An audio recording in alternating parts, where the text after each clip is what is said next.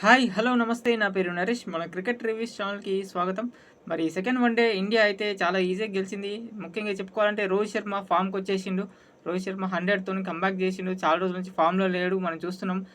కానీ వన్డే క్రికెట్లో ఫామ్లో ఏం అందరూ అంటున్నారు కదా, వన్డే క్రికెట్లో బాగానే ఉంది. మన వన్డే సాల్లే, వరల్డ్ కప్ తర్వాత వరల్డ్ కప్లో పర్ఫార్మెన్స్ ఉంది. తర్వాత శ్రీలంకతో వన్డేలో బాగానే ఆడిండు. తర్వాత ఇదే వన్డే సిరీస్ కాకపోతే టెస్ట్ మ్యాచెస్ ఒకటే ఫెయిల్ అయ్యిండు. టెస్ట్ మ్యాచెస్ నుంచి ఫామ్లో లేడు. న్యూజిలాండ్ సిరీస్ కానీ ఆస్ట్రేలియాలో సిరీస్ కానీ కొంచెం సరిగా ఆడలేదు టెస్ట్ మ్యాచ్. కానీ వైట్ బాల్ క్రికెట్లో బాగానే ఫామ్లో ఉన్నాడు.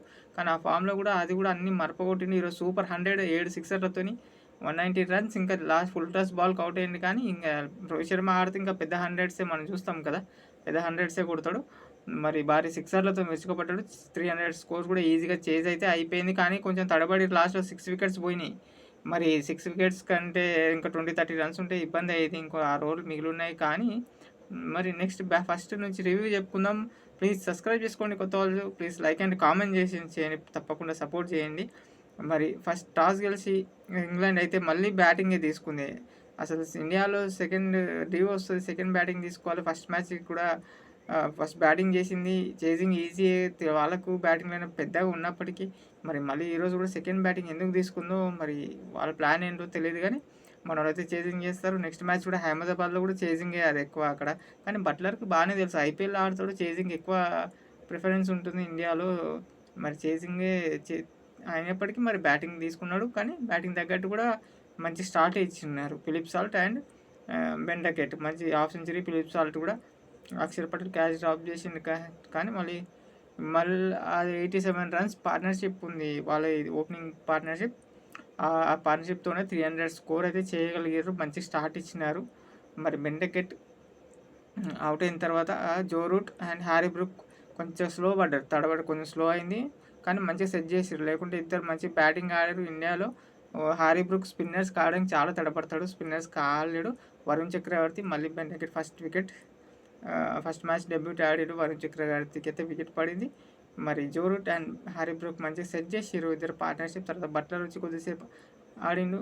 తర్వాత మెయిన్ జో రూట్ మంచి వన్డే ప్లేయర్, టెస్ట్ ప్లేయర్ మనకు తెలిసిందే. హ్యారీ బ్రూక్ అనవసరంగా అవుట్ అయ్యిండు అనిపించింది. షార్ట్కి వెళ్ళింది, అంతసేపు ఆడిండు, బాగా కొడతాడేమో అనుకున్నాం. ఎందుకంటే మంచి ప్లేయర్ తను. ఫాస్ట్ బాల్స్ వచ్చిన తర్వాత వెయిట్ చేసి చాలా కొడతాడు అనుకున్నాం. కానీ అవుట్ అయిపోయింది. కానీ లివింగ్ స్టోన్ కాస్త మంచిగా ఆడిండు. అదే రసీద్తోని కూడా మంచి బ్యాటింగ్ అయితే స్కోర్ అయితే 300 వరకు అయితే తీసుకొచ్చారు.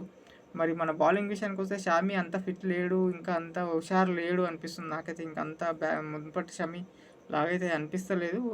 రన్స్ అయితే ఎక్కువనే ఇచ్చినాడు మహమ్మద్ షమీ. ఇంకా మంచి బౌలింగ్ అయితే మళ్ళీ జడేజా మళ్ళీ సేమ్ 3 వికెట్స్. ఫస్ట్ మ్యాచ్లో 3 వికెట్స్, ఇప్పుడు 3 వికెట్స్తోని జడేజా మాత్రం మంచి. అక్షర్ పటేల్ పడతలేదు కానీ జడేజాకి అయితే వికెట్స్ తీస్తున్నాడు, టైట్ బౌలింగ్ చేస్తున్నాడు. మరి జడేజా లాస్ట్ మ్యాచ్, ఈ మ్యాచ్ కూడా అయిపోయింది. మరి మన బ్యాటింగ్ విషయానికి వస్తే శుభం గిల్, రోహిత్ శర్మ సూపర్ స్టార్ట్. అది ఇంకా తొందరగానే అయిపోతుంది అనుకున్నాం. 35 అవర్స్ వరకు మ్యాచ్ అయితే వాళ్ళు ఆడుతుంటే చూసేసి అంత బాగా స్టార్ట్ చేసినారు. రోహిత్ శర్మ అయితే చెప్పుకోవాల్సింది ఇంకా చెప్పేసినాం. Full 100, super 100. శుభం గిల్ అయితే ఫుల్ ఫామ్ టచ్లోకి వచ్చిండు. Same one down Virat Kohli మళ్ళీ ఫెయిల్ అయ్యిండు. విరాట్ కోహ్లీ నెక్స్ట్ మ్యాచ్ ఆడవచ్చు. విరాట్ కోహ్లీ కూడా వైట్ బాల్ క్రికెట్ ఆడతాడు, కంపల్సరీ ఆడతాడు.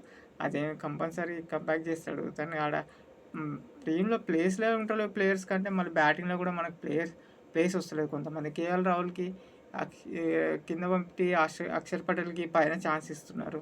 మరి దానికి ప్రయత్నం అయితే చేస్తారు. కానీ దాన్ని ప్రూవ్ చేసుకుని మంచిగా రానిస్తున్నారు. 2 మ్యాచ్లు కూడా బాగా ఆడింది. ఫస్ట్ మ్యాచ్ హాఫ్ సెంచరీ, ఈ మ్యాచ్ కూడా కంప్లీట్ చేసిండు. ఇంకా నయం బాధితగా ఆడిన, వికెట్ చేయలేదు.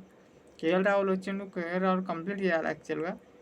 కానీ అవుట్ అయిపోయాడు. లాస్ట్ మ్యాచ్ కూడా తొందరగా అవుట్ అయ్యి ఈ మ్యాచ్ అవుట్ అయ్యాడు. హార్దిక్ పాండ్యా వచ్చి ఫాస్ట్ ఆడడానికి వెళ్ళి అవుట్ అయ్యాడు. అక్కడనే భయం వేసింది. మళ్ళీ జడేజా వచ్చి ఇంకా 20-30 రన్స్ ఉంటే ఇట్లా వికెట్స్ తీసుకుంటూ పోతే పెద్ద ఇబ్బంది అయ్యేది. కానీ జడేజా అక్షర్ పటేల్ బాధితంగా కంప్లీట్ అయితే చేసుకొని వచ్చిండు మ్యాచ్. ఇంకా వాళ్ళ బౌలింగ్కి వస్తే చిత్త కొట్టేసి అందరు బౌలింగ్ ఏం చెప్పుకోవాల్సినంత బౌలింగ్ ఏమీ లేదు. మరి మన నెక్స్ట్ మ్యాచ్ సిరీస్ అయితే గెలిచాం. నెక్స్ట్ మ్యాచ్ ఉంది, ఛాంపియన్స్ ట్రోఫీ ఉంది. మరి ఇట్లాంటి రివ్యూస్ అప్డేట్స్ కోసం ప్లీజ్ సబ్స్క్రైబ్ చేసుకొని సపోర్ట్ చేయండి. Thank you.